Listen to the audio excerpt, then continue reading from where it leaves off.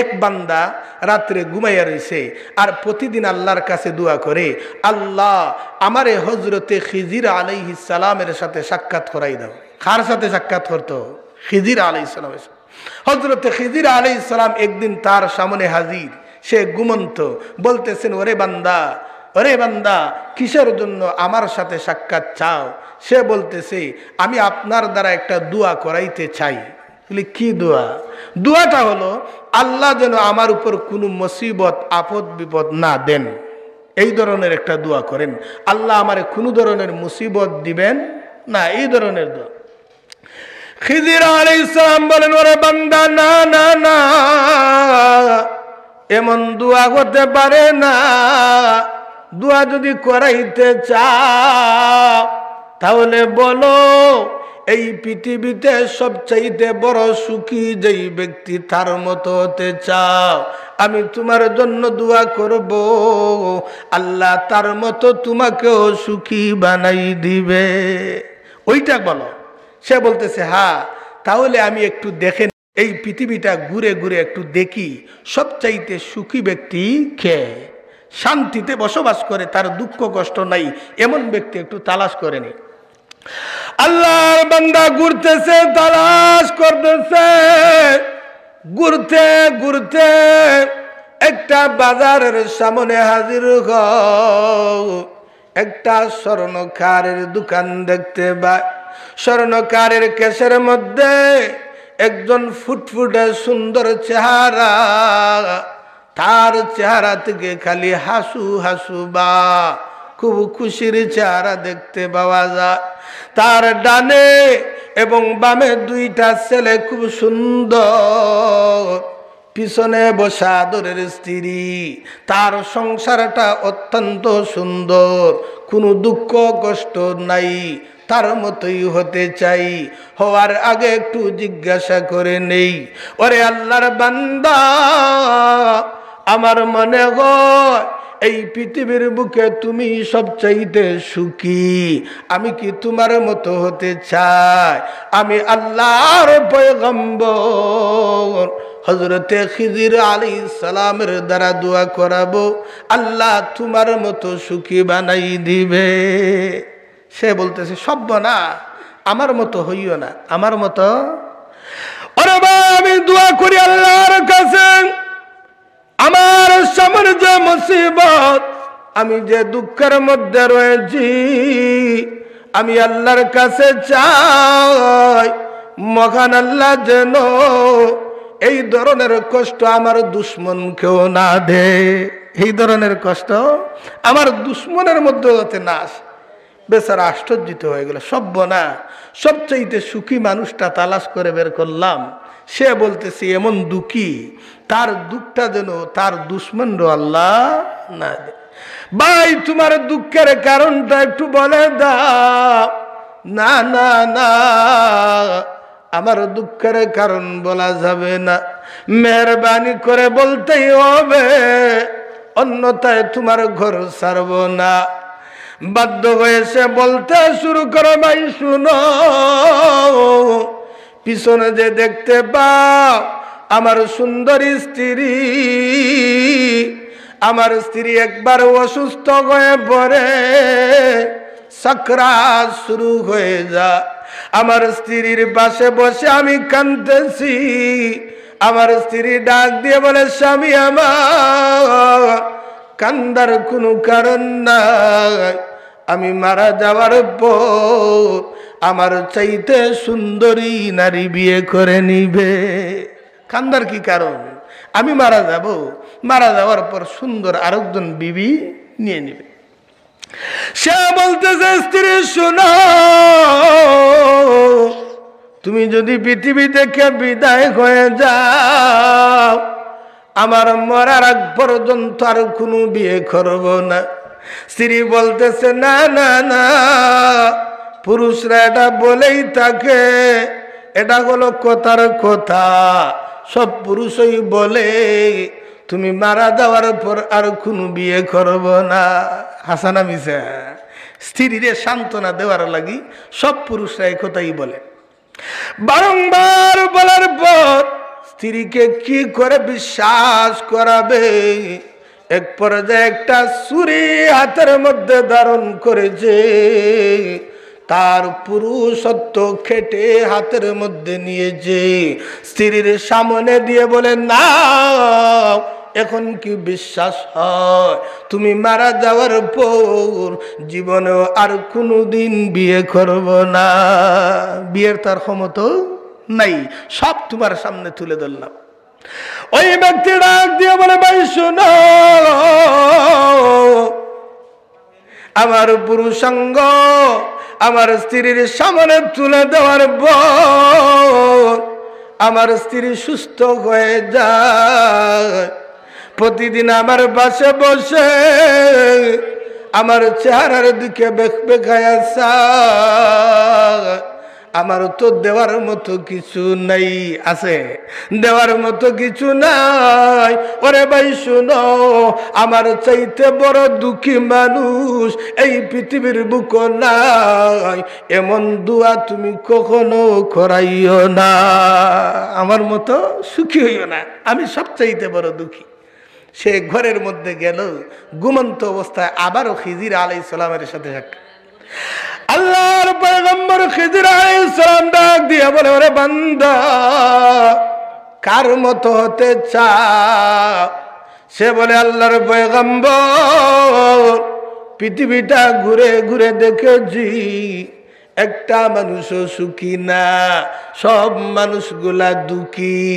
আমি আর দুনিয়ার সুখী হতে চাই না, আমার জন্য দোয়া করেন মহান আল্লাহ যেন আমার আখিরাতের জীবনকে সুখময় বানাই দেয়। সুবহান। হযরত খিজির আলাইহিস সালাম এখন বলেন, ওই সুন্দর দোয়া বলেছো, আল্লাহ নবী তার জন্য দোয়া করলেন, আল্লাহ তার আখিরাতের জীবনে সুখী বানাই দাও। সুবহান। তাহলে দুঃখী দুনিয়ার যত মানুষ একটা না একটা সমস্যা আছে না নাই? একটা না একটা সমস্যা আছে, অনেক আছে। সেই দুঃখ কষ্ট মুসিবত মান্না নিতে পারে না, বরং এগুলা ফিরাই দিতে চায়। এই ধরনের মানুষ আছে না নাই? হযরত মুসা আলাইহিস সালামের জমানার ছোট্ট একটা ঘটনা বললেই পরিষ্কার হয়ে যায়। এক ব্যক্তি মুসা আলাইহিস সালামরে বলে, ওগো নবীজি মুসা, মহান আল্লাহর কাছে দোয়া করেন, মহান আল্লাহ যেন আমার সামনে যত মুসিবত গুলা আসবে সেগুলা যেন আমি আগে থেকে জানতে পাই, আর তাড়াতাড়ি করে মুসিবত থেকে বাঁচতে পারি। আল্লাহর পয়গম্বর মুসা দোয়া করেন, রব্বুল আলামিন, তোমার বান্দা আগাম খবর জানতে চায়, মুসিবত থেকে বাঁচতে চায়। আল্লাহ বলেন, ওরে মুসা, আমার বান্দাকে নিষেধ করো। রব্বুল আলামিন বান্দা তো মানে না, সে আগাম খবরগুলা জানবে। আল্লাহ তাকে সেই সুযোগ করে দিলেন। আল্লাহর বান্দা ঘুমন্ত স্বপ্নে দেখতে পায় তার 50,000 টাকার গাবি এক সপ্তাহের ভিতর মারা যাবে। কি হবে? এক সপ্তাহ করে বালা হয়েছে। আগাম খবর জানার কারণে আমার গাবিটা বিক্রয় করে দেই। কি করে দেই? সে তাড়াতাড়ি করে বাজারে লইয়া গেছে, গিয়া 50,000 টাকায় গাই বেচছে। কয় হাজার টাকায়? 50। বড় খুশি। এক সপ্তাহ পর ওই মালিকের কাছে গরুটা মারা গেল। আরো এক সপ্তাহ যাইতে না যাইতে স্বপ্নে দেখে, আগামী এক সপ্তাহের ভিতর তোমার সুন্দর যে বাদী, ওই বাদীটাও মারা যাবে। আল্লাহর বান্দা ঘুম থেকে জাগ্রত হওয়ার পর বাদীকে নিয়ে প্রায় 100 মাইল দূরে একটা বাজার, ওই বাজারের মধ্যে নিয়ে যায়, চড়া মূল্যে বিক্রয় করে আসে। আর মনে মনে খুব আনন্দিত, আগাম খবর জানার দ্বারা মুসিবত থেকে বাঁচতে পেরেছি। পারছেনি না? পারছে না? এক সপ্তাহ সময় যাওয়ার পর আবার সে স্বপ্নে দেখতে পারে আগামী এক সপ্তাহের ভিতর সে নিজেই মারা যাবে। সে মারা যাবে, নিজে মারা যাবে, গাই মারা যাবে। বিক্রয় করে মুসিবত দুর্বৃত্ত করে দিয়েছে।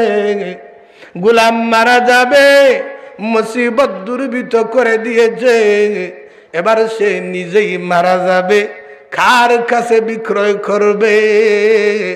আল্লাহর নবী হযরতে মূসা আলাইহিস সালামের সামনে হাজির। আল্লাহর পয়গম্বর, আমার তো বাঁচার কোনো উপায় নাই, মেহরবানি করে আল্লাহর কাছে দোয়া করেন, আল্লাহ যেন আমার মুসিবতকে দূরীভূত করে দেই।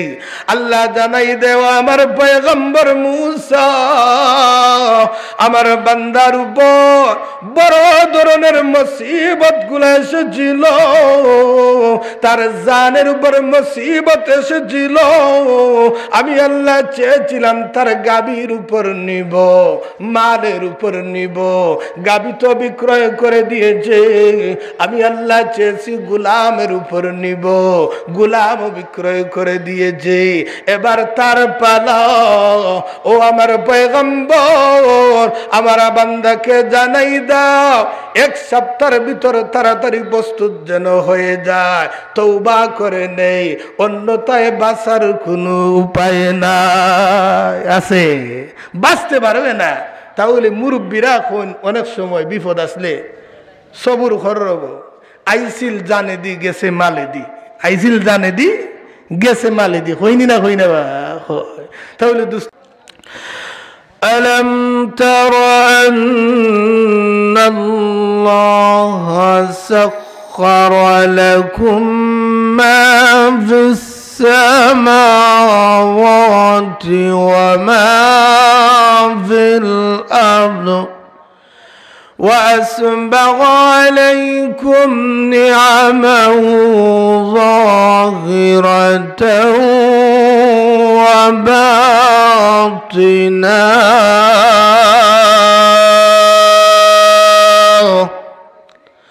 আল্লাহ রাব্বুল আলামিন বলেন, ও দুনিয়ার মানুষেরা লক্ষ্য করে দেখো,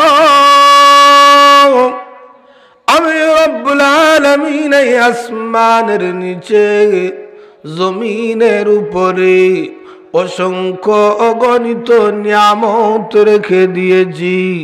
ওরে বান্দা, তোমার ফায়দার জন্য, তোমার কল্যাণার্থে আমি আল্লাহ অসংখ্য গণিত নিয়ামত দিয়েছি।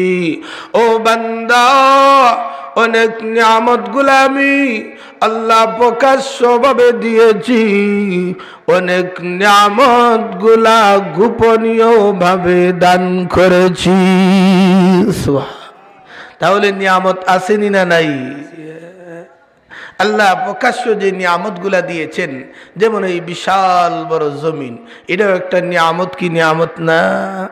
যেমন আল্লাহ কোরআনের এক জায়গায় বলেন, সূরাতুন নাবা, ألم نجعل الأرض مهادا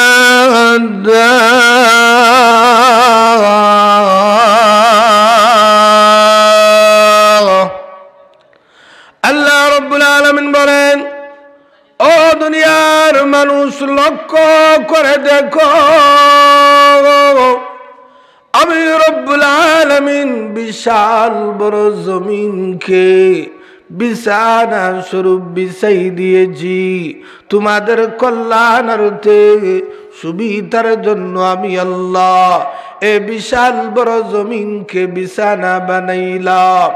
ও দুনিয়ার মানুষ, আমি আল্লাহ জমিনকে বিছানা স্বরূপ বিছাইবার পর ওই জমিন নাড়াচাড়া শুরু করে দিয়েছে, জমিন হরকত শুরু করে দিয়েছে, জমিন যাতে নাড়াচাড়া করতে না পারে সেই জন্য আমি আল্লাহ বিশাল বিশাল পাহাড়গুলা দিয়ে ওই জমিনকে শক্তিশালী করে দিয়েছি। যেমন আল্লাহ কোরআনে বলেন, والجبال أوتادا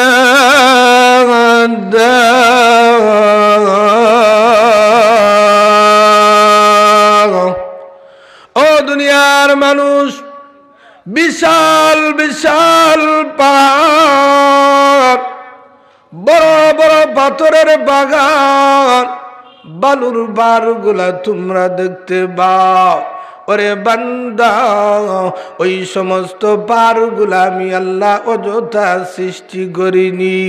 এই জমিনকে মজবুত করার জন্য, শক্তিশালী করার জন্য বিশাল বিশাল বড় পাহাড়গুলা ওই জমিনের উপর স্থাপন করে দিয়েছি। দেখেন আল্লাহর সৃষ্টির দিকে লক্ষ্য। আল্লাহ বলেন ওয়া খালাকনাকুম আজওয়াজা,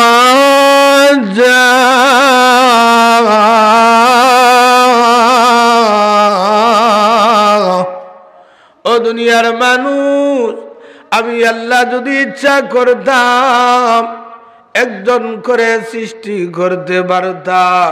ওরে বান্দা, তা করিনি। আমি আল্লাহ তোমাদেরকে জোড়া জোড়া করে সৃষ্টি করেছি।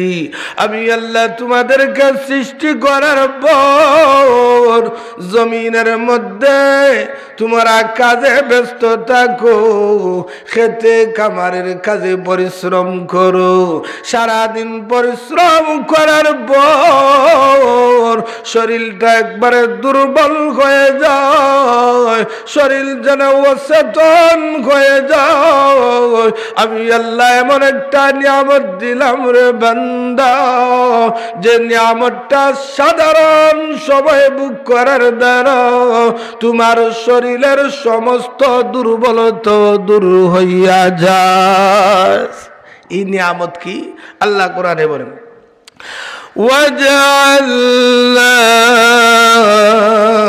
نَوْمَكُمْ سُبَاتًا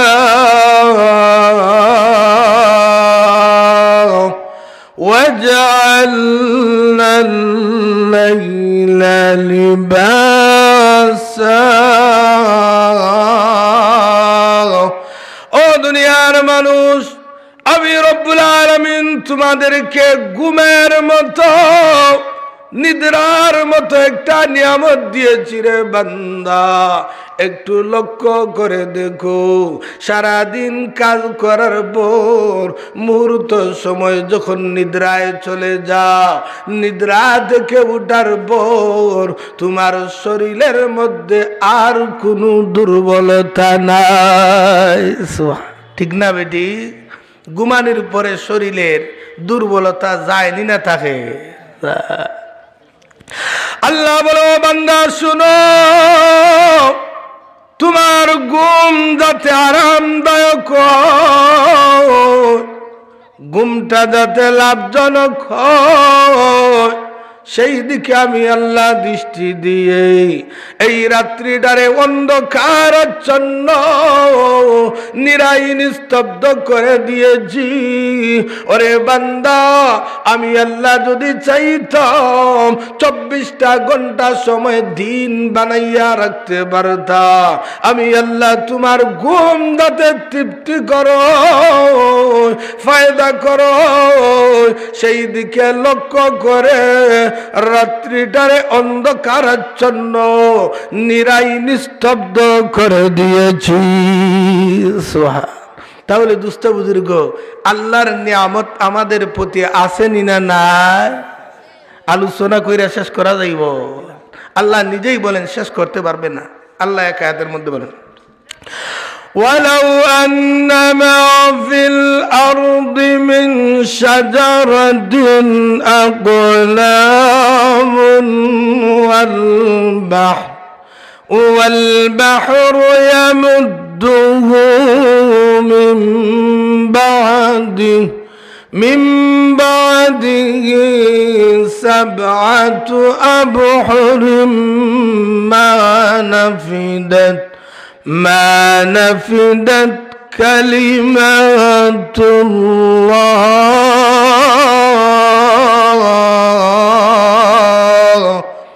আল্লাহ বলো দুনিয়ার মানুষ, এই পৃথিবীর বুক যত গাছ তরুলতা দেখতে পাও, ওই সমস্ত গাছ তরুলতারে যদি কাটিয়া কাটিয়া কলম বানানো হয়, দুনিয়ার মধ্যে যত সাগর সমুদ্র রয়েছে সমস্ত সাগরের পানির যদি কলমের কালি বানানো হয় আরো 7টা দরিয়ার পানি এনে সমস্ত দরিয়ার পানির যদি কলমের কালি বানানো হয় আমি রব্বুল আলামিনের নিয়ামত লেখা শুরু করো তামাম দুনিয়ার গাছ তরুলতা কলম হিসাবে শেষ হয়ে যাবে তামাম দুনিয়ার পানিগুলো কলমের কালি হিসাবে শেষ হয়ে যাবে আরো 7টা দরিয়ার পানি কলমের কালি হিসাবে শেষ হয়ে যাবে তারপর আমি আল্লাহর অগণিত নিয়ামতগুলা লেখে শেষ করা যাবে না সুবহান 5 টাকার কলম লইলে অন্তত 1 দিস্তা খাতা লেখা যায় যায়নি না যায় না আল্লাহ বলেন তামাম দুনিয়ার পানি যদি কলমের খালি বানাও আরো 7টা দরিয়ার পানি আইনা যদি কলমের খালি বানাও আমার নিয়ামত লেখো সমস্ত পানি খালি হিসাবে শেষ হয়ে যাবে তারপর নিয়ামত লেখে শেষ করা যাবে তাহলে দুস্থ বুজুর্গ নিয়ামতের কি আলোচনা করব আমি আপনাদের সামনে মহাগ্রন্থ আল কোরআন থেকে ছোট্ট মুট্টে কানায়াতে করিমা তিলাওয়াত করেছি আল্লাহ তাআলা যদি তৌফিক দান করেন আয়াতকে সামনে রেখে 2-4টি কথা ইখলাসের সাথে বলা আমলের নিয়তে শোনার তৌফিক দান করেন সবাই বলি আমিন আমার তিলাওয়াত কি আয়াতের মধ্যে আল্লাহ বলে ইন্নাল্লাহা লা ইয়াযলিমু মিসকাল যাররা وَإِن تَكُ حَسَنَةً يُضَاعِفْهَا আল্লাহ বলেন নিশ্চয় রব্বুল আলামিন তার বান্দার প্রতি বিন্দু পরিমাণ জুলুম করেন না সামান্য পরিমাণ জুলুম করেন না বরং বান্দা যখন কোনো নেক আমল করে রব্বুল আলামিন তার সওয়াব কয়েক গুণ বেশি বাড়াই দেন সুবহান এখন আপনাদের প্রশ্ন হুজুর আল্লাহ কোরআনও বললেন বিন্দু পরিমাণ তার বান্দার প্রতি জুলুম করেন না তাহলে বান্দার দুঃখ কষ্ট কেন প্রশ্ন আসেনি না না বান্দার আপদ বিপদ কেন বলা মুসিবতগুলা কেন আপনিই বলেন কোরআনের ভাষা যে আল্লাহ তার বান্দার প্রতি বিন্দু পরিমাণ জুলুম করেন না আল্লাহ যদি জুলুম নাই করেন তাহলে বান্দার দুঃখ কষ্ট কেন বান্দার উপর অত বড় বড় মুসিবতগুলো আসার কারণ কি সেই সম্পর্কে মুফাসসিরিনে কেরাম বলেন বান্দার আপদ বিপদ আসার কারণ হলো 3টা কয়টা কারণে আপদ বিপদ আসে 3টা কারণে 1 নম্বরের কারণ আল্লাহ রব্বুল আলামিন বলেন এটা হলো বান্দার কৃত কর্মের ফল হিসাবে আসে বান্দা যখন গুনাহ করে তার উপর বড় ধরনের মুসিবতগুলো আসে আসেনি না আসে না এটা আমার কথা নয় আল্লাহ নিজেই বলেন মা আসাবা মিন মুসিবা ফাবিমা কাসাবাত আইদিকুম ويعفو عن كثير আল্লাহ বলেন তোমাদের উপর যত আপদ বিপদ মুসিবতগুলা আসে এগুলা হলো তোমাদের কৃত কর্মের ফল এগুলা হলো তোমাদের হাতের কামাই ও অথচ আল্লাহ অনেক গুনাহগুলা এমনিতেই মাফ করে দে তাহলে আপদ বিপদ আসার কারণ কি নিজের গুনার কারণ কিসের কারণ গুনাহ কেন বান্দা দেখবেন 5 ওয়াক্ত নামাজগুলো আদায় করে না নবীজির হাদিস হলো যারা 5 ওয়াক্ত নামাজ আদায় করবে সর্বপ্রথম যে পুরস্কার এটা হলো রিজেকের অভাব আল্লাহ দূরীভূত করে দিবেন যেই বান্দার সামনে লক্ষ্য করে দেখবেন তার মস্ত বড় অভাব ঘরের মধ্যে খাবার নাই, ঘরের মধ্যে মস্ত বড় সমস্যা দেখা দিয়েছে। বুঝতে হবে বান্দা আল্লাহর বিধান নামাজ ছেড়ে দিয়েছে, এই জন্য আল্লাহ তার সামনে ক্ষুধা নামক মুসিবত দান করেছে। ঠিক না বেটি? তাহলে অভাবও থাকার কারণ 1 নম্বর, গরো খাবার নাই, তার একমাত্র কারণ হলো গুনার কারণে আসে। কের কারণে আসে? গুনাহ। বান্দা দেখবেন যাকাত নামক বিধান, আল্লাহ বলে ও বান্দা তোমার সম্পদ সবগুলো আমি আল্লাহ চাই না, সম্পদের 40টা ভাগ করে না, 1 ভাগ আমার নামে সদকা করে দাও। বান্দা যেই মুহূর্তে যাকাত নামক বিধান লঙ্ঘন করবে, প্রমাণ হবে তার দোকানের মধ্যে আগুন লেগে ধ্বংস হয়ে যায়। সুন্দর গাড়িটা 1 কোটি টাকা খরিদ করে রাস্তার মধ্যে দিয়ে যায়, হঠাৎ করে অ্যাক্সিডেন্ট করে গাড়ি তছনছ হয়ে যায়। আল্লাহ বলেন ওরে বান্দা, আমি আল্লাহ মুসিবত তোমাকে দেই নাই, আমার দেওয়া বিধান যখন যাকাত তরক করে দিয়েছ, নিজের হাতেই মুসিবত গুলা টেনে নিয়ে আসছো। ঠিক না বেটি?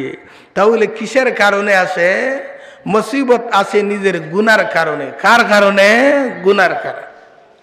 এবার চলে যাই, আমরা অনেক সময় দেখবেন হঠাৎ যদি পেটের মধ্যে সমস্যা দেখা দেয়, একটা দৌড় দিয়ে সিএনজি দেখি, আর দেখে দিরাই মেডিকেল চলে যাই। যাইনি না? যাই না? যাই। কিন্তু একবার কি চিন্তা করি এই পেটে ব্যথা আসলো কেন? কেউ চিন্তা করি? এটার কারণ তালাশ করি। আমার ঘরে 3 দিন যাবৎ কোনো খাবার নাই, আমি একবার চিন্তা করি না যে আমার খাবার বন্ধ হওয়ার কারণ কি, বরং সরাসরি দেখবেন স্বামী স্ত্রী উভয়ের মধ্যে ঝগড়া, ঘরে বসে থাকলে কি খাবার আসবে? আপনি যান তাড়াতাড়ি সমস্যা দূরীভূত করেন। হাসানা মিছা কইলাম? কিন্তু কারণ তালাশ করা হয় না। যতদিন পর্যন্ত এই মুসিবত আসার কারণ তালাশ না করা হবে, সরাসরি মুসিবতকে দূরীভূত করতে যাইবে, এদের মুসিবত দূর হবে না, বরং আরো মুসিবতের মধ্যে লিপ্ত হবে। ঠিক না বেটি? সহজে বোঝার জন্য একটা দৃষ্টান্ত দেই। এক বিচারা ঘরের মধ্যে একটা কারেন্টের লাইন মাটির মধ্যে পড়া, সে হারতেছে, হঠাৎ করে তার পার মধ্যে লাইনটা লেগে গেছে। ওই লাইনটা যদি আপনার সে কারেন্ট থেকে বাঁচতে চায়, নিজের হাত দ্বারা লাইনের মধ্যে ধরে, আপনারাই বলেন তার এই পা বাঁচাইতে পারবে না? হাতও কারেন্টে লাগবে, হাতে কারেন্টও লাগবে। এখন কি করতে হবে? কারণ তালাশ করতে হবে। এই লাইনের মধ্যে কারেন্ট আসলো কোথায় থেকে? অবশ্যই তার একটা মেইন সুইচ দেওয়া আছে, এই সুইচ থেকে ওয়্যারের মধ্যে কারেন্ট এসেছে। সুইচ যখন বন্ধ করে দিব, অটোমেটিকই কারেন্ট বন্ধ হয়ে যাবে। ঠিক না বেটি? আল্লাহ দুনিয়ার মানুষেরা শুনো, যেভাবে পায়ের মধ্যে কারেন্টের লাইন লাগার পরে হাত দ্বারা যদি বাঁচতে চায়, ওরে বান্দা সরাসরি বাঁচা সম্ভব নয়। আগে তালাশ করতে হবে ওই কারেন্টটা কোথায় থেকে আসলো। অবশ্যই মেন সুইচ থেকে এসেছে, সুইচটা অফ করতে হবে। ও বান্দা, পক্ষান্তরে মুসিবতের মধ্যে পড়েছ, অভাবের মধ্যে পড়েছ, অসুস্থতার মধ্যে পড়েছ, ওরে বান্দা সরাসরি ডাক্তারে না যাইয়া আগে কারণ তালাশ করো। আমার অসুস্থতা হওয়ার কারণটা কি? আমার এই মস্ত বড় মুসিবতের মধ্যে পড়ার কারণটা কি? অবশ্যই আমার থেকে কোনো গুনাহ হয়েছে, ওই গুনাহ ছাড়তে হবে। অটোমেটিক আল্লাহ মুসিবত দূরীভূত করে দিবে। ঠিক না বেটি? আরো সহজে বোঝার জন্য একটা দৃষ্টান্ত দেই। এক বিচারার কুয়া, একটা পানি রাখার কুয়া মনে করেন। ওই কুয়ার মধ্যে একটা ইঁদুর পরে মরিয়া ফুল্লা বাসিয়া রয়েছে। শরীয়তের মাসআলা হলো ওই কুয়া থেকে 40 থেকে 50 বালতি যখন পালানো হয় তখন এই কুয়ার পানি পাক হয়ে যাবে। কুয়ার পানি কি হবে? পাক। এক ভদ্রলোক কুয়া থেকে খালি পানি তুলতেছে, তুলতে তুলতে প্রায় 300-400 বালতি পানি তুললো। যত পানি তুলে গন্ধ তত বাড়ে। কারণ বুঝছেন যে ইঁদুরটা পরে মারা গেছে, ওই ইঁদুরটা কুয়া থেকে তুলে নাই, খালি পানি তুলতেছে, খালি পানি তুলতেছে। আপনারাই বলেন সমস্ত কুয়ার পানি যদি তুলে ফেলে দেয় তারপরও কি কুয়ার পানি দুর্গন্ধ মুক্ত হবে না দুর্গন্ধ আরো বাড়বে? ও দুনিয়ার মানুষ, ঠিক তেমনি ভাবে গুনার মধ্যে থেকে যতই ডাক্তার দেখাও, যতই মুসিবতকে সরাইতে চাও, ওরে বান্দা তোমার মুসিবত সরবে না যেভাবে কুয়ার পানি পাক হয় না। ইঁদুর যতক্ষণ পর্যন্ত বাহিরে ফেলা না হয়, তুমিও যতক্ষণ পর্যন্ত গুনাহ না ছাড়বে ততক্ষণ পর্যন্ত তোমার কাছ থেকে মুসিবত দূর হবে না। ঠিক না বেটি? কিছু গুনার শাস্তি আল্লাহ সাথে সাথে দুনিয়ার মধ্যে দেন, আর কিছু গুনাহ আছে যেগুলার শাস্তি দুনিয়াতে হয় না বরং পরকালে হয়। দুনিয়ার যে নগদ শাস্তি তার একটা দৃষ্টান্ত আপনাদের সামনে দেই। এক মহিলা তার বিয়ে হওয়ার পর 12 বছর সময় অতিবাহিত হয়। কত বছর সময়? 12 বছর। 12 বছরের ভিতর তার কোনো ছেলেও নাই, মেয়েও নাই। যারা বিয়া করার পর ছেলে মেয়ে নাই এরা বুঝতে পারে সন্তানের কদর কতটুকু। ঠিক না বেটি? বিয়ে করার পর যাদের সন্তান হয় না এরা মারাত্মক বড় সমস্যার মধ্যে রয়েছে। সে কিভাবে সন্তান পায় সেই জন্য মহিলাটা পাগল পাড়া। একদিন শুনতে পাইল অমুক এলাকায় একজন হিন্দু ঠাকুর রয়েছে, সে নাকি সন্তানের কবিরাজি করে। কিসের কবিরাজি করে? সন্তান। মহিলাটা স্বামীকে না বলেই ওই হিন্দু ঠাকুরের শরণাপন্ন হলো। হিন্দু ঠাকুরকে বলল, ঠাকুর আমার 12 বছর হলো একটা সন্তান নাই, মেহেরবানি করে কিছু চিকিৎসা ব্যবস্থাপত্র দাও। হিন্দু ঠাকুর বলতেছে, হ্যাঁ আমার কাছে সুন্দর ব্যবস্থাপত্র আছে। কি ব্যবস্থা? তোমাদের ঘরে ধর্মীয় কোরআন আছে? বলে হ্যাঁ ধর্মীয় কোরআন তো আছে। যদি ওই কোরআনের উপর বসে একদিন গোসল করতে পারো তোমার সন্তান হবে, অন্যথায় হবে না। কি বলেছে? ধর্মীয় কোরআনের উপর বসে বসে যদি গোসল করো সন্তান হবে। ওই মহিলা আনন্দে আত্মারা হয়ে বাড়ির দিকে প্রত্যাবর্তন করেছে। শাশুড়ি মায়ের কাছে বলে, মা হিন্দু ঠাকুরের কাছে গিয়েছিলাম, ঠাকুর সুন্দর ব্যবস্থাপত্র দিয়েছে, মা আমাদের ঘরে ধর্মীয় কোরআন রয়েছে, তার মধ্যে বসে যদি একটাবার গোসল করে নিতে পারি ও মা আমার সন্তান হয়ে যাবে। মা ডাক দিয়ে বলে, আস্তাগফিরুল্লাহ। ও বৌমা সর্বনাশ, এমন কাজ করতে যেও না। ও গো মা, তুমি যদি এমন কাজ করো তুমি ধ্বংস হয়ে যাবে। বৌমা কি আর মানতে পারে? হিন্দু ঠাকুর ব্যবস্থাপত্র দিয়ে যে আমার গোসল করতেই হবে, আমার তো সন্তানের দরকার। এক পর্যায়ে ওই বৌমা আলমিরার উপর থেকে আল্লাহর কালাম হাতে তুলে নেয়, বাথরুমের ভিতর প্রবেশ করে কোরআনকে মাটির নিচে রেখে দিয়েছে। কোরআনের উপর বসে যে গোসল করে নিবে, পানিটাও হাতের মধ্যে তুলে নিয়েছে। আল্লাহর আরশ পর্যন্ত কম্পন শুরু হয়ে যায়। আল্লাহ ডাক দিয়ে বলে, আরশে কেন কম্পন শুরু করলে? আল্লাহ আপনার গ্রন্থ আল কুরআন, আল্লাহ তার সাথে মস্ত বড় বেয়াদবি করবে, আমি আরশ কি করে শান্ত থাকবো?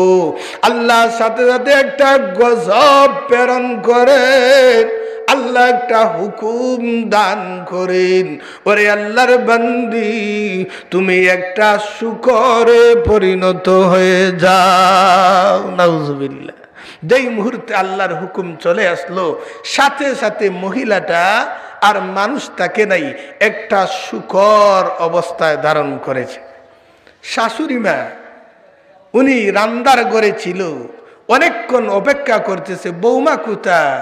প্রতিদিন তো আমার কাজে সহযোগিতা করে, আজকে এত সময় চলে গেল, এখন পর্যন্ত বৌমার খবর নাই, দেখি তো বিচারি কি করে। যখন শাশুড়ি মা তার ঘরে গেল, দেখে বৌমা তো ঘরে নাই। আলমিরার উপর দৃষ্টি দিয়ে দেখে আলমিরার মধ্যেও আল্লাহর কালাম নাই, ভিতরে খুব একটা বাচ্চে। উনি একটা দৌড় দিয়ে বাথরুমে গেল, বারবার ডাকতেছে বৌমা বৌমা, দরজাটা খুলো। উনি তো আর বৌমা নয়, উনি তো একটা শূকর, উনি তো একটা। বারংবার বৌমা বৌমা বলে ডাকতেছে, দরজা তো খোলা হয় নাই। শেষ পর্যন্ত দরজা ভেঙে ভিতরে প্রবেশ করে দেখে আল্লাহর কোরআন জমিনের মধ্যে নিক্ষিপ্ত, আর পাশে একটা শূকর বসা। ওই শূকরকে ডাক দিয়ে বলে, ওরে বৌমা কি তুই করলে? আমি না নিষেধ করেছিলাম, আমার নিষেধ তুমি মান্য করো নাই, এই জন্য আল্লাহ তোমাকে একটা শূকর বানিয়ে দিয়েছে। এবার শূকরটা আস্তে আস্তে তাড়াইয়া দরজা থেকে বের করে ঘরের বাহিরে আপনার দাড়ির মধ্যে রেখে দিল, বারিন্দার মধ্যে রেখে দিল। ছেলে যখন বিকাল হলো, বিকাল হয়ে বাড়ির দিকে ফিরেছে, লক্ষ্য করে দেখে তার দরজার সামনে একটা শূকর বসা। আপনারা কি বলেন, শূকর মানুষে কি পছন্দ করে? এটা আইনে না পা, কেউ দরজার সামনে শূকর থাকবে কেউ মান্না নিতে পারে? মা আমাদের দরজার সামনে একটা শূকর বসা, মাগো তুমি একটু দেখো না। মা ডাক দিয়ে বলে, ওরে আদরের সন্তান, এটা তো শূকর না, এটা হলো তোর আদরের স্ত্রী। মা ডাক দিয়ে বলে, এটা তোর আদরের স্ত্রী হিন্দু ঠাকুরের কাছে গিয়েছিল, সুন্দর ব্যবস্থাপত্র বুঝিল দিয়েছে, আল্লাহর কালামের উপর বসে বসে যদি গোসল করতে পারে তার নাকি সন্তান জন্মগ্রহণ করবে। এই জন্য মহান আল্লাহ শাস্তি হিসাবে তোমার স্ত্রীকে শূকর বানিয়ে দিয়েছে। ছেলে বলতেছে, মা তাহলে একটা কাজ করি, শূকরটা মেরে ফেলি। না বাবা, আল্লাহ তার যথার্থ শাস্তি দিয়েছে, তোমার আর অতিরিক্ত দেওয়ার কোনো দরকার নাই। ও বাবা একটা কাজ করো, শূকর তো ঘরে রাখা যাবে না, শূকরকে জঙ্গলায় দিয়ে আসো। কোথায় দিয়ে আসো? জঙ্গলায়। জঙ্গলায় যখন দেওয়া হলো, ওই শূকরটা 3 দিন পর অনাহারে ওই শূকরটা জঙ্গলের মধ্যেই মারা যায়। তাহলে কিছু গুনাহ আছে, তার শাস্তি আল্লাহ দুনিয়ার মধ্যে দিয়ে দেখান। দেখাননি না? দেখান না? কিছু গুনার শাস্তি নগদ হয়ে যায়, আর কিছু গুনার শাস্তি আল্লাহ পরকালের জন্য রেখে দেয়। এখন কি করতে হবে? গুনাহ থেকে বাঁচতে হবে। গুনাহ থেকে কি করতে হবে? বাঁচতে হবে। এই জন্য আল্লাহ কোরআনে বলেন, ইল্লা মান তাবা ওয়া আসলাহা ফাইন্নাল্লাহা ইয়াতুবু আলাইহি। ও দুনিয়ার মানুষ, গুনাহ করার পর গুনার উপর যখন অনুতপ্ত হয়ে যাবে, আল্লাহর কাছে তওবা করে নিবে, ওয়া আসলাহা নিজেকে সংশোধন করে নিবে, ফাইন্নাল্লাহা ইয়াতুবু আলাইহি আল্লাহ তোমার তওবা কবুল ও মঞ্জুর করে নিবে। সুবহান। তাহলে গুনাহ করার পর যে আযাব আসে সেই গুনাহ থেকে আমরা কি করতে হবে দুস্থ বুজুর্গ? তওবা করতে হবে। তওবা করলে যত বড় গুনাহই হোক আল্লাহ অবশ্যই তাকে মাফ করে দিবেন। দিবেন কি দিবেন না? অবশ্যই রব্বুল আলামিন গুনাহটারে কি করে দিবে? মাফ করে দিবেন। সহজে বুঝার জন্য একটা দৃষ্টান্ত দিব। মদিনার মধ্যে একজন আনসারী সাহাবী ছিল, তার অভ্যাস ছিল কাপন চুরি করা। মানুষ যখন মারা যায়, জানাজার নামাজে শরীক হয়, কুনানে দাফন করা গো, সে স্থানটা লক্ষ্য করে রাখে। রাত্রি বেলা ওই লাশ থেকে কাপন গুলা চুরি করে নিয়ে আসে।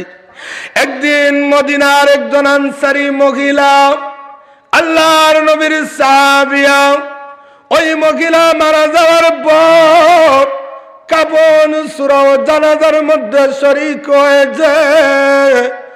রাত্রি বেলা কাপন চুরি করতে গেছে।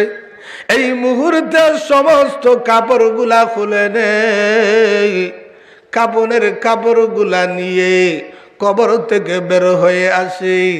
এমত অবস্থায় মহিলা ডাক দিয়ে বলে, ওরে আল্লাহর বান্দা, ওরে বান্দা, তুমি শুধুমাত্র 5টা কাপড় নিয়ে সন্তুষ্ট হয়ে গেলে। ওই যে মহিলাটা মারা গেল, সে তো হলো সবচাইতে বড় সুন্দরী, মদিনার সবচাইতে বড় সুন্দরী নারী। একবার তার দিকে তাকায়া দেখ, তার সৌন্দর্যটা একবারটা লক্ষ্য করে দেখ।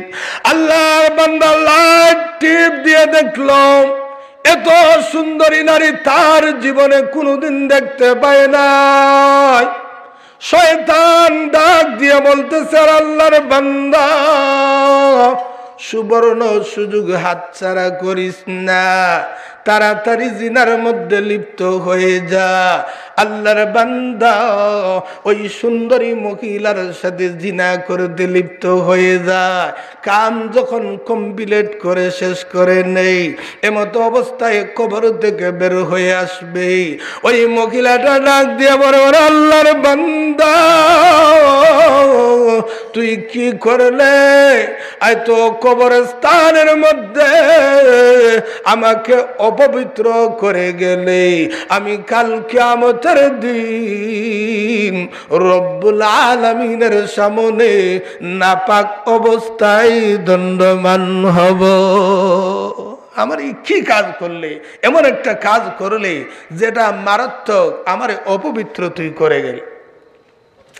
আল্লাহর বান্দা যখন কবর থেকে ওই মহিলার জবান নড়তেছে, ঠোঁট গুলা নড়াচড়া করতেছে, এই কথাগুলা শুনেছে, তার ভিতরে যেন দাউ দাউ দাউ দাউ করে আগুন জ্বলতেছে। আল্লাহর বান্দা জমিনের মধ্যে পড়ে কান্দে আর চোখের পানি ছাড়ে, আল্লাহর কাছে মুনাজাত করে।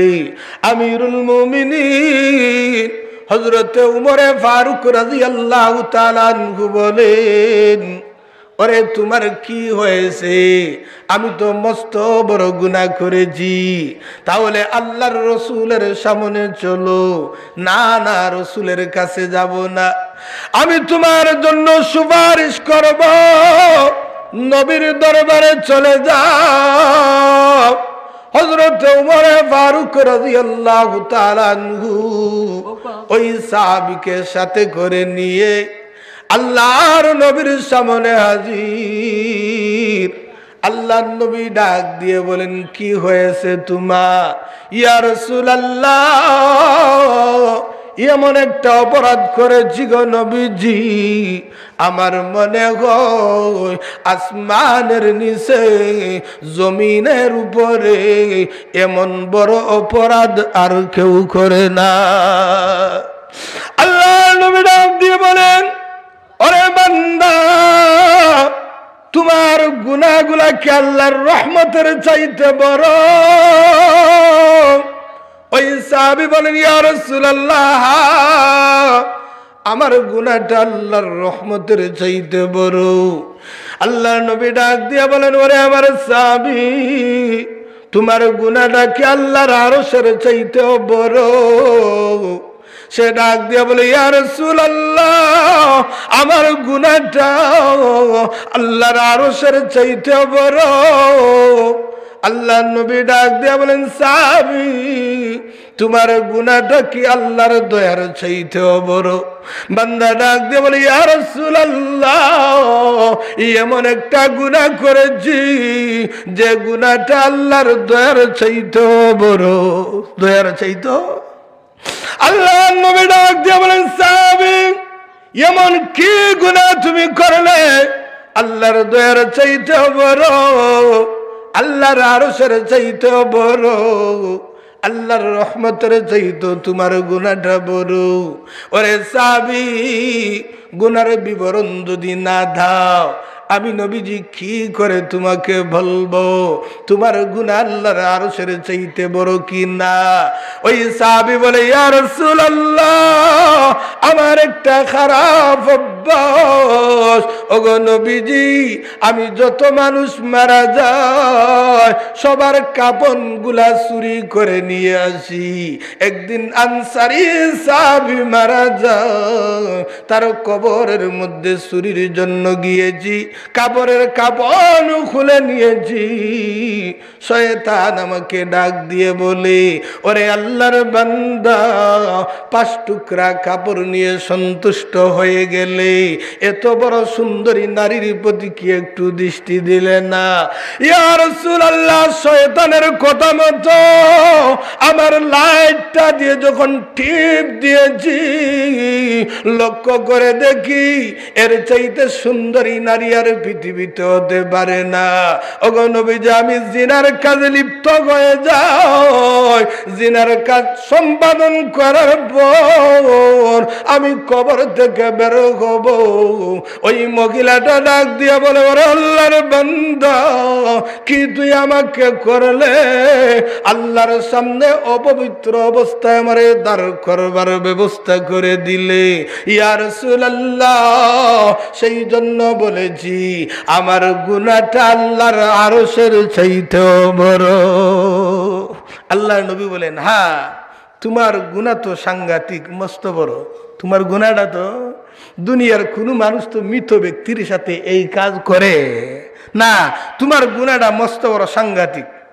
ওই সাহাবী যেই মুহূর্তে রসুল সাংঘাতিক বলেছেন, আর একটু দেরি করে নাই, একটা দৌড় দিয়ে বের হয়ে গেছে। তার উদ্দেশ্য ছিল, রসুলের সামনে যদি বসা থাকি আর নবীজির জবান মুবারক থেকে কোনো বদদুয়া চলে আসে, তাহলে আমার ধ্বংসের কারণ হয়ে দাঁড়াবে। ঠিক না বেটি? ওই সাহাবী চলে গেল। ওই সাহাবী পাহাড়ের উপর উঠে যায়, গুনগুন করে কান্দা শুরু করে দিয়েছে। দীর্ঘ 1 মাস পর্যন্ত কান্দে, তার চোখের পানিগুলা শেষ হয়ে গেছে। পানির বদলা চোখ থেকে রক্ত গুলা বের হইতেছে, আর বলে, আল্লাহ, আমার গুনার জন্য রহমতুল লিল আলামিনের দরবারে গিয়েছি। রব্বুল আলামিন নবীও বলে দিয়েছে আমার গুনাহটা নাকি সাংঘাতিক। রব্বুল আলামিন এখন বলে দাও, তোমার দরবারে ছাড়া কোথায় যাব? আল্লাহ, আল্লাহ, আমি এই ধরনের গুনাহ করব না। এইভাবে যখন দোয়া করতে শুরু করে দিয়েছে, আল্লাহ হযরতে জিবরাইল আলাইহিস সালামকে প্রেরণ করে বলে, যাও আমার নবীর দরবারে হাজির হও। হযরতে জিবরাইল আলাইহিস সালাম হাজির হয়ে বলে, ইয়া রাসূলুল্লাহ, দুনিয়ার মধ্যে যত মাখলুকাত, ওই মাখলুকাতের মালিক আপনি না আল্লাহ। নবীজি বলেন, মাখলুকাতের মালিক হলো আল্লাহ। ইয়া রাসূলুল্লাহ, এই দুনিয়াতে মানুষ যত অপরাধ করে, ওই অপরাধগুলো আপনি মাফ করেন না আল্লাহ।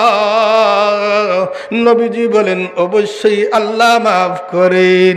এবার হযরতে জিবরাইল আলাইহিস সালাম বলেন, ইয়া রাসূলুল্লাহ, রাসূলুল্লাহ, আপনার সাহাবী মস্ত বড় অপরাধ করে আপনার সামনে হাজির হয়েছে, আপনি বলেছেন তোমার গুনাহটা তো মস্ত বড় সাংঘাতিক গুনাহ। ওগো নবীজি, মহান আল্লাহ তার তওবা কবুল ও মঞ্জুর করে তার জীবনের সমস্ত গুনাহ খাতা মাফ করে দিয়েছে। তাহলে দুস্থ বুজুর্গ, ওই ব্যক্তি গুনাহ করার পরও যদি তার জীবনের গুনাহ মাফ হয়, তাহলে আমরা যে গুনাহগুলা করেছি আল্লাহর কাছে মাফ চাইলে কি মাফ হবে না? হবে না? হবে না?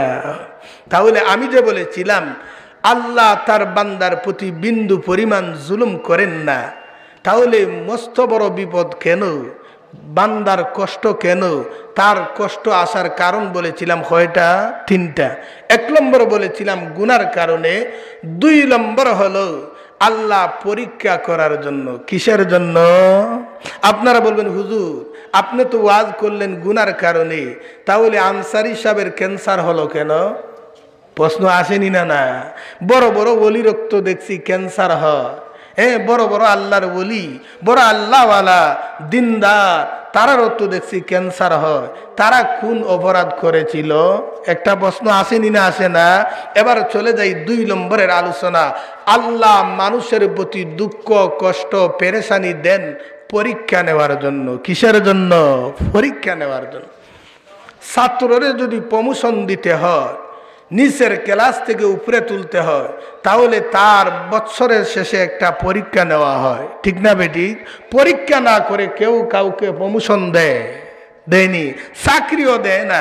আল্লাহ বলেন আমি পরীক্ষা না নিয়ে বান্দারেও কি করি না, আপনার জান্নাতের বাসিন্দা বানাই না। যে যত বড় ইমানদার তার পরীক্ষাটা হবে তত বড়, পরীক্ষাটা হবে তত বড়। পরীক্ষার বিবরণ দিয়ে আল্লাহ কোরআনের এক জায়গায় বলেন, وَلَنَبْلُوَنَّكُمْ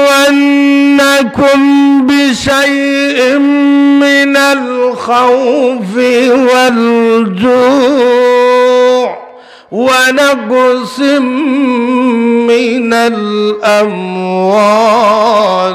وَالْأَنفُسِ وَالثَّمَرَاتِ।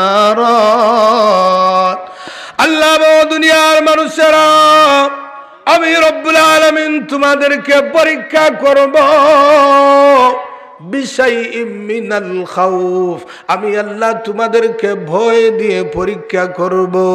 ওয়াল জু, আমি আল্লাহ তোমাদেরকে ক্ষুধা দিয়ে পরীক্ষা করব। ওয়া নাকসিম মিনাল আমওয়াল, আমি আল্লাহ তোমার মালগুলা ধ্বংস করে পরীক্ষা করব। ওয়াল আনফুস, আমি আল্লাহ তোমার জান ধ্বংস করে পরীক্ষা করব। ওয়াল আনফুসি ওয়াস সামারাত, ওরে বান্দা তোমার ফসল আদি বিনষ্ট করে পরীক্ষা করব। পরীক্ষা আসবে না? আসবে না? হাওরের দান 3 থেকে 4 দিন পর কাটা যাবে, একবারে লাল হয়ে গেছে, 5 মিনিটের পাথর আসিয়া আপনার দান একবারে দুলিশাত হয়ে গেছে। হয়নি না? হয় না? এটা কিসের জন্য? আপনারা বলেন ইয়া আল্লাহ, এই গাগটিয়া মাদ্রাসার ওয়াজু গিয়া প্রতি বছর ওই 2 মণ 1 মণ দান দেই, এরপরও দেখা যায় আমরা দানগুলা পাথরে এসে সবগুলা দুলিশাত করে দিল। হুজুররাই বা কি দোয়া করলো, একটা দোয়া কবুল হয় নাই। বলেন কি বলেন না? আল্লাহ বলেন ওয়া নাকসিম মিনাল আমওয়ালি ওয়াল আনফুসি ওয়াস সামারাত, ওরে বান্দা হাওরের মধ্যে সুন্দর ফসলাদি হয়েছে, 1-2 দিন পর কাটা সম্ভব হবে। আমি আল্লাহ সেই ফসলগুলা 2-3 মিনিটের ভিতর গজব দিয়ে ধ্বংস করব, শিলাবৃষ্টি প্রেরণ করে ধ্বংস করব। কিসের জন্য রে বান্দা? আমি আল্লাহ পরীক্ষা নিতে চাই কোন সমস্ত বান্দা আমি আল্লাহর শুকরিয়া আদায় করে, সবর অবলম্বন করে, দর্দ ধারণ করে, আর কারা আমার বিরুদ্ধে আপত্তি তুলে। ঠিক না বেটি? তাহলে কিসের জন্য আসে আপদ বিপদ বলা মুসিবত আসার 2 নম্বরের কারণ কি? পরীক্ষার জন্য। কিসের জন্য? পরীক্ষার জন্য। আপনারা একজন মানুষ দেখাইতে পারবেন এই পৃথিবীতে কারো কোনো দুঃখ কষ্ট নাই? এরকম মানুষ আছে? সবই একবার না একবার দেখবেন দিরাই বাজার মেডিকেল, আপনার অনুকূল দিরাই ফার্মা, আহমদ ফার্মেসিগুলার মধ্যে একজন না একজন অসুস্থতার কারণে ওষুধ কিনতেছেন। হাসানা মিসা? কেউ পেরেশানি মুক্ত আছেন? নাই, কিছু না কিছুর মধ্যে আছেন। তো বুজুর্গ, আমরার উপরে বলা মুসিবত আসার কারণ কয়টা বললাম? তিনটা। এক নম্বর হলো গুনার কারণে, যদি গুনার কারণে না হয়। দুই নম্বর হলো কিসের কারণে? আপনার পরীক্ষা নেওয়ার জন্য মুসিবত আসে। তিন নম্বর হলো এটা আল্লাহর অধিকার, আল্লাহ তার বান্দারে মাঝে মাঝে শাস্তি দিতে পারেন, মুসিবত দিতে পারেন। এই এখতিয়ার ক্ষমতা কার আছে? আল্লাহর আসেনি না নাই? কিন্তু আল্লাহ মুসিবত দিলে তার সম্মান বাড়বে না কমবে? বাড়বে না কমবে? বাড়বে। তাহলে